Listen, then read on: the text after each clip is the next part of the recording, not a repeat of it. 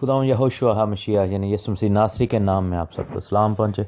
خداوند خدا آپ کو بڑی برکت دے اور آپ سب کو تحسین و شکانہ کا سلام ہو۔ خداوند ہمارا خدا ہے، ہمارا بادشاہ، ہمارا مالک اور خالق ہمارے درمیان میں موجود ہے۔ اس کا فضل اور خداوند کا جلال ہمارے درمیان میں موجود ہے۔ ہم خدا کا شکر کرتے ہیں، خداوند کی تعریف کرتے ہیں، خداوند کی سب نعمتوں برکتوں کے لیے، کہ خداوند اپنے کلام کی جو برکتیں ہیں ہمیں دیتا ہے۔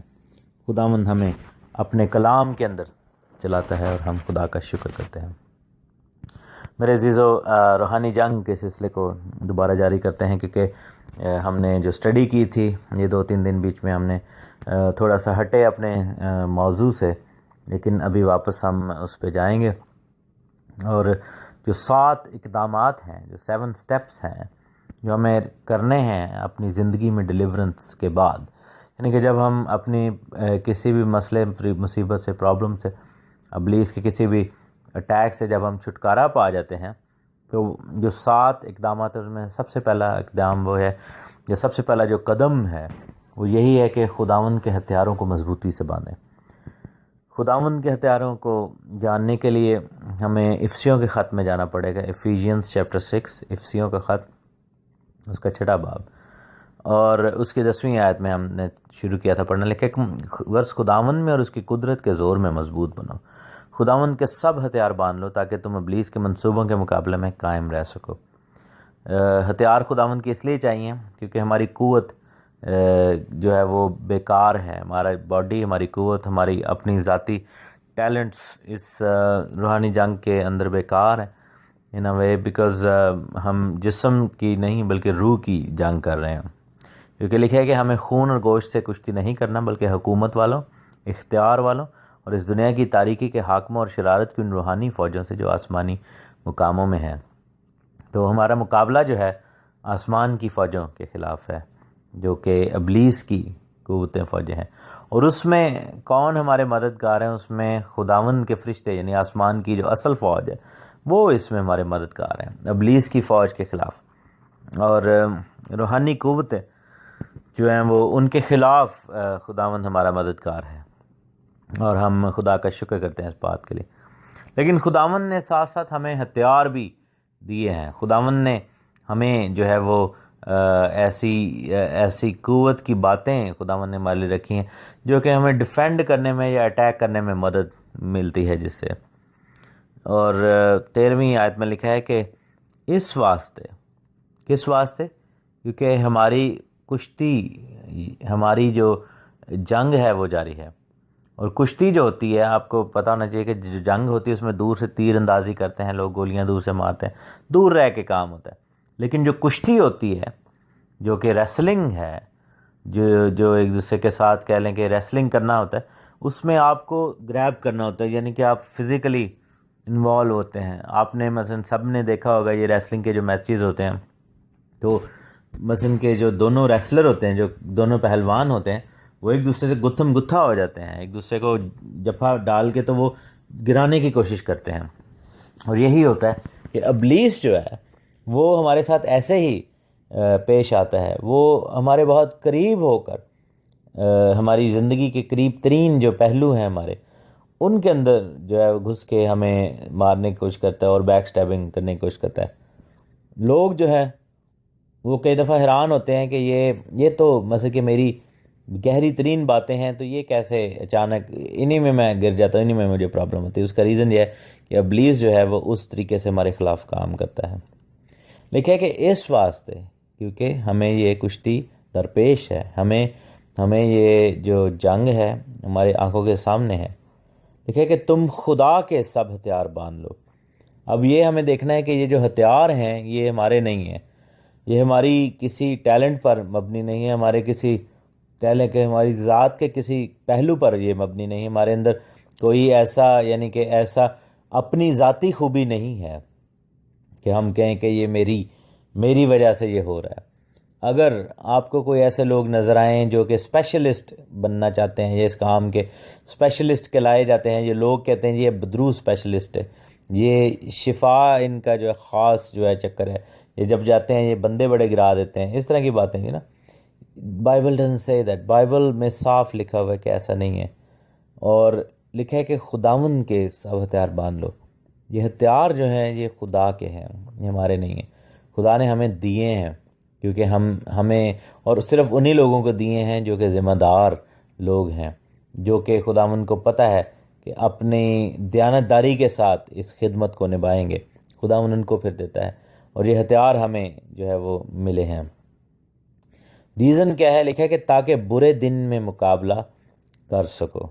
اب یہ جو برے دن کا یہاں پر ذکر ہے کہ برے دنوں میں ہمیں مقابلہ جو ہے وہ کرنا ہے ابلیس کی قوتوں کے خلاف، ابلیس کے کام کے خلاف، اور ابلیس کو جو ہے ہرانے کے لیے. یہی چیپٹر اسی افسیوں کے ہی خط میں اگر ہم دیکھیں اور اس کا 5واں باب اور اس کی 16ویں آیت، لکھا ہے کہ وقت کو غنیمت جانو کیونکہ دن برے ہیں. اسی سبب سے نادان مت بنو بلکہ خداوند کی مرضی کو سمجھو کہ کیا مرضی ہے. اور شراب میں متوالے نہ بنو بلکہ کیونکہ اس سے بد چلنی پیدا ہوتی ہے، بلکہ روح سے معمور ہوتے جاؤ. آپس میں مزامیر اور گیت اور روحانی غزلیں گایا کرو اور دل سے خداوند کے لیے گاتے بجاتے رہو. ہم خدا کا شکر کرتے ہیں. اسی لیے جو ہے یہ جو پرستش ہے وہ اتنا ایک ضروری اقدام ہے ہماری زندگیوں کے اندر. پرستش، خداوند کی پرستش. اور کچھ ایسے دوست بھی ہیں جو کہ پرستش سے دور بھاگتے ہیں اور گیتوں سے، خداوند کے تعریف سے، ستائش سے منہ موڑنے کی کوشش کرتے ہیں. اور آپ کو معلوم ہوگا کہ آپ کی زندگی میں بہت دفعہ یہ ایکسپیرینس ہو چکا ہوگا کہ ہم میں سے جتنے بھی مسیحی ہیں ہم نے کبھی نہ کبھی کنونشن ضرور اٹینڈ کی ہوں گی، اور کنونشن کے اندر کوئی نہ کوئی بدرو والا سسٹم ہو ہی جاتا ہے. تو ہم نے دیکھا ہوگا کہ پرستش جو ہے جب گیت گائے جاتے ہیں تو سب سے زیادہ آگ جو ہے وہ ابلیس کو لگتی ہے. سب سے زیادہ پرابلم تب ہوتی ہے جب خداوند کا جلال اور پرستش جو ہے وہ نکلتی ہے. لوگ جب گیت گاتے ہیں، جب خداوند کو مبارک کہتے ہیں، تو کیا ہوتا ہے کہ لوگوں کی جو اس طرح کے ابلیس سے ستائے ہوئے لوگ ہوتے ہیں ان کے اندر ابلیس جو ہے وہ پھر تنگ ہو جاتا ہے اور پھر بھاگنے کی کوشش کرتا ہے. اور اسی لیے خداوند نے کہا کہ ہتھیار باندھ لو کیونکہ برے دن میں مقابلہ کر سکو اور سب کاموں کو انجام دے کر قائم رہ سکو. اب ہمیں یہاں پر کیا کرنا ہے کہ یہاں پر ہم نے دیکھنا ہے کہ کس طرح خداوند کا کلام ہمیں بتاتا ہے کہ ہمیں سارے کاموں کو انجام بھی دینا ہے اور قائم بھی رہنا ہے. یہ نہیں کہ ہم خرچ ہو جائیں اس میں اور ہم ختم ہو جائیں یہ کرتے کرتے. سب سے پہلا جو ہتھیار خدا نے دیا ہے وہ سچائی ہے. لکھا ہے کہ سچائی سے اپنی کمر کس لو. اور جیسا کہ آپ یہ دیکھیں کہ بنی اسرائیل کو خدا نے کہا تھا کہ تمہاری کمریں جو ہیں وہ کسی رہیں. کمر کسنے کا مطلب یہ ہوتا ہے کہ ہر وقت ہم تیار رہیں کسی چیز کے لیے. اور کس چیز کے لیے؟ سچائی کے لیے، خدا کی بادشاہی کے لیے.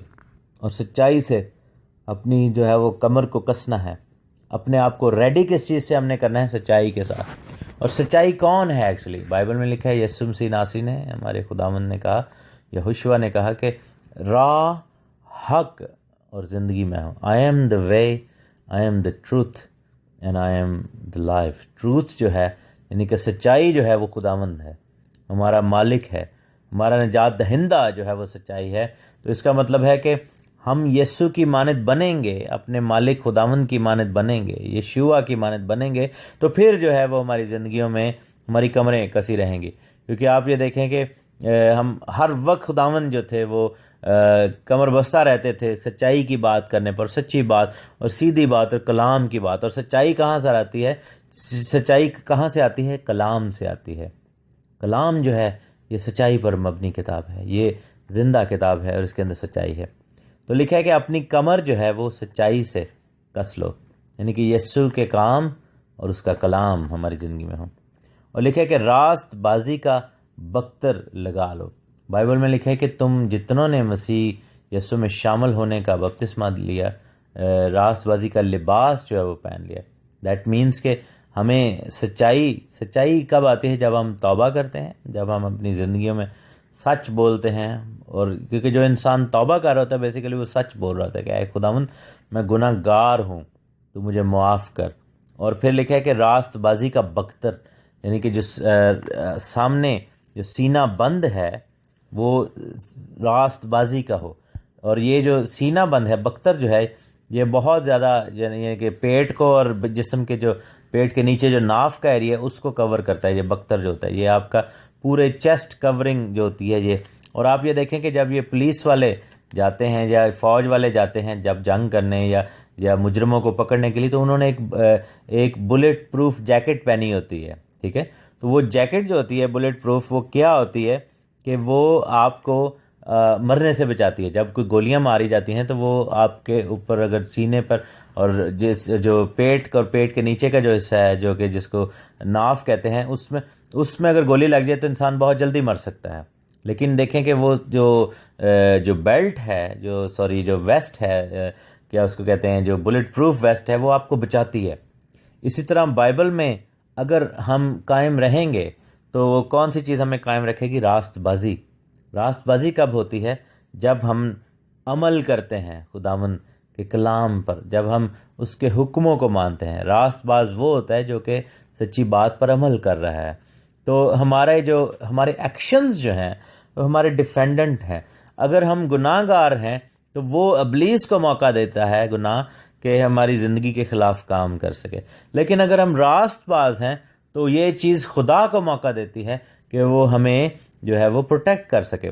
آپ ایوب کی کتاب دیکھیں، ایوب نبی کی کہانی کے بارے میں لکھا ہے کہ جب شیطان خدا کے پاس گیا اور اس نے الزام لگایا تو بات یہ تھی کہ خداوند نے کہا کہ کیا تو نے میرے بندہ ایوب کو دیکھا ہے کہ اس جیسا راست باز اور کامل شخص پوری دنیا میں نہیں. خدا نے اس کی گواہی دی.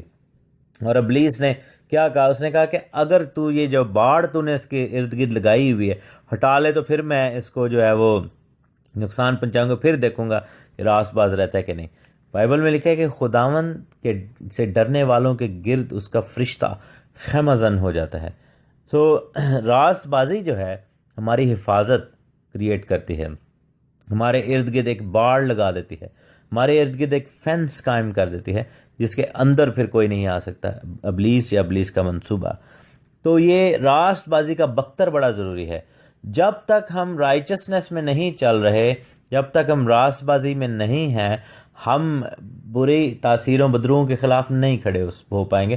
ہم بہت جلد گر جائیں گے، ہم بہت جلد جو ہے وہ شکست خوردہ ہو جائیں گے. آپ یہ دیکھیں کہ وہ لوگ جن کا ذکر وہاں پر ہے 19 چیپٹر میں، اعمال کی کتاب میں، بک آف ایکس میں، جس میں وہ سکوہ جو کاہن تھے اس کے جو 7 بیٹے تھے وہ جا کر بدروؤں کے نکالتے تھے، لیکن ان کے اپنے اندر راست بازی نہیں تھی. اور پھر کیا ہوا کہ ابلیس نے ان کی جو بری تاثیریں تھیں انہوں نے کیا کیا کہ ان کو پکڑا، اس شخص نے وہ جس کے اندر سے بدرویں نکالے، اور اس شخص نے ان کے کپڑے پھاڑ دیے اور ننگا کر کے ان کو بھگا دیا. سو یہ بائبل یہ بتاتی ہے کہ اگر ہم راست باز نہیں ہیں تو پھر مشکل ہو جاتی ہے. اسی لیے بہت سارے لوگوں کو یہ کام کرنا بھی نہیں چاہیے جب تک پہلے آپ راست بازی کے ساتھ چلیں نا. اور پھر لکھے کہ پاؤں میں صلح کی خوشخبری کی تیاری کے جوتے. خوشخبری کی تیاری کے جوتے پاؤں میں کیوں؟ کیونکہ ہمیں چل کر جانا پڑے گا اور خدا کے کلام کو پھیلانا ہے. بائبل میں لکھا ہے کہ جب تم انجیل لے کر جاؤ نہ سنیں تو اپنے پاؤں کی جوتی وہاں پر مٹی جھاڑ کر آگے نکل جانا. دیٹ مینس کہ گاسپل جو ہے it has to be preached on feet, یعنی کہ قدموں پر چل کر. اس کے لیے ہمیں ایفرٹ کرنی پڑتی ہے. پہلے ہم سچائی کو اپنائیں، توبہ کریں اپنی زندگی میں، اور پھر راست بازی کو بپتسمہ لیں اور اپنی زندگی سے خداوند کے کلام کی راست بازی کو ظاہر کریں. اور پھر صلح کی خوشخبری کی جوتے کیسے؟ کہ جب ہم انجیل کی منادی کریں، جب یہ کلام کو سنائیں، بائبل کی بات کریں، توریت کی بات کریں، نبیوں کے صحیفوں کی، زبور کی، انجیل کی، مکاشفہ کی، ان سب چیزوں کی بات ہم کریں، لوگوں تک خدا کا کلام لے کر جائیں. تو کلام جو ہے یہی ابلیس چاہتا ہے کہ کلام نہ سنا جائے، کیونکہ کلام جیسے ہی آئے گا وہ کیا ہوگا کہ لوگوں کی زندگی میں آزادی آنا شروع ہو جائے گی، لوگ برکت پانا شروع کر دیں گے. لکھے کہ جس سے تم اس شریر کے سب جلتے ہوئے تیروں کو بجھا سکو گے. کیا ہوگا کہ جب یہ زندگی میں چیزیں آئیں گی تو پھر ابلیس کے تیروں کو ہم بجھا دیں گے. ابلیس کے تیر جلتے ہوئے تیر ہیں، جلانے کے لیے ہمیں وہ جلا دینا چاہتا ہے. لیکن میرے عزیزو، آگ مسیحیوں کا مقدر نہیں ہے، ایمانداروں کا مقدر آگ نہیں ہے. ایمانداروں کی جو ڈیسٹینیشن ہے آگ نہیں ہے، بلکہ ہمارا جو فیوچر ہے، ہماری جو زندگی کی باتیں ہیں، ہماری زندگی کے آگے کو چیزیں جو ہمیں خدا نے دی ہیں وہ ہمیشہ کی زندگی ہے. جلتے ہوئے تیر ابلیس کی طرف سے ہیں، لیکن خداوند کا کلام جو ہے وہ ہمیں ان چیزوں سے بچا لیتا ہے. اور لکھا ہے کہ ہم ایمان کی سپر لگا کر ہم کیا کریں کہ سچائی سے اپنی کمر کس کے، راست بازی کا بختر لگا کے، اور پاؤں میں خوشخبری کی تیاری کے جوتے. ان پر آگے بات کریں گے، اور آگے اور جو ہے چیزیں بھی ہمیں نظر آتی ہیں کہ اور کیا خدا نے ہمیں دی ہیں تیار. اس چیز کو جاری رکھیں گے. لیکن فی الحال آج ان 3 چیزوں کا میں بتاؤں کہ ہمیں سچائی سے اپنے آپ کو ریڈی کرنا ہے، اور پھر ہم جب ریڈی ہو جائیں گے تو راست بازی کو پورا کرنا ہے. راست بازی پوری ہو گئی تو کلام کی منادی جو ہے ہماری زندگی میں آ جانی چاہیے. یہ چیزیں جب آئیں گی تو یہ چیزیں پھر ہمیں میک شور کریں گی کہ ابلیس پھر ہماری زندگی میں نہیں آئے گا. جو چھٹکارا پا جائے وہ توبہ کرے، بپتسمہ لے اور کلام کی خدمت کرے. تو جب وہ اس ڈگر پر چل پڑے گا تو پھر ابلیس جو ہے وہ شکست خوردہ ہی رہے گا، پھر وہ واپس نہیں آئے گا. وہ بدرو جو نکل گئی وہ واپس نہیں آئے گی، ساتھ اور نہیں لائے گی، بلکہ وہ آپ سے بھاگے گی، کیونکہ آپ اور بھی لوگوں کو آزاد کریں گے. خداوند خدا آپ کو بڑی برکت دے.